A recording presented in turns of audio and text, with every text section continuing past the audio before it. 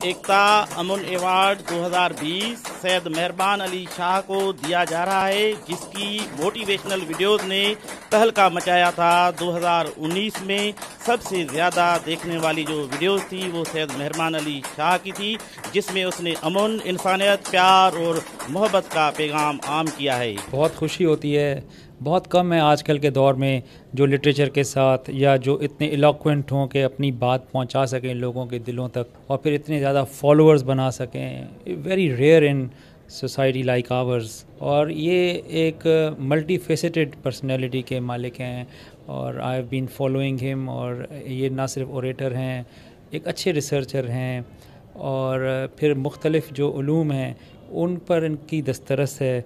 और अभी तो यंग एज है, ही इज़ हार्डली 30 और he has a long way to go, क्योंकि नौजवान भी इनको सुनते हैं, औरतें भी सुनती हैं, बच्चे बच्चियां, बड़ी उम्र वाले। तो एक तरह से ये एक पूरा एक इदारा है ख़ुद अपनी ज़ात के अंदर। 2019 में ज़्यादा से ज़्यादा जो वीडियो देखी गई हैं, जो मैं समझता हूँ अमन के हवाले से हैं, एक एजुकेशन के हवाले से उनकी वीडियोस हैं, सबसे ज़्यादा वो देखी गई हैं।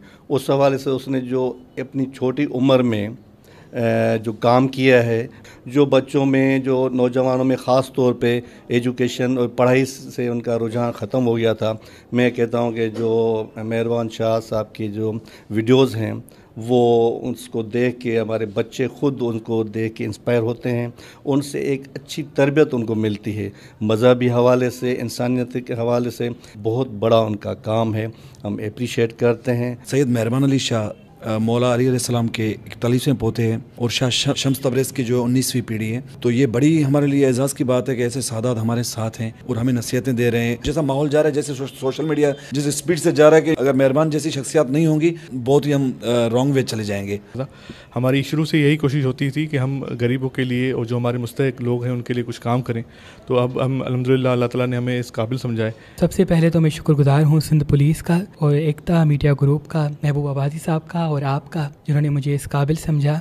मेरे दादा परदादा, उनके दादा परदादा, सबकी ये कोशिश रही है कि माशरे में अमन, मोहब्बत और इंसान को इंसान से प्यार सिखाते रहें। इमाम अली अलैहिस्सलाम का फरमान है कि जो चीज़ हम देखते हैं उसका कहीं ना कहीं हमारी ज़िंदगी पे असर होता है।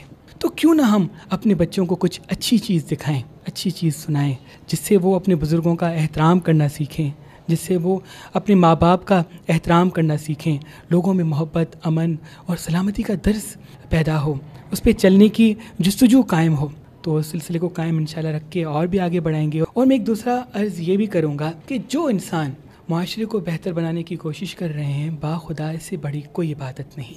हम सब इंसान एक दूसरे से जुड़े हुए हैं, लेकिन सबसे बुरी बात यह है कि हम सिर्फ अपने लिए जीते हैं।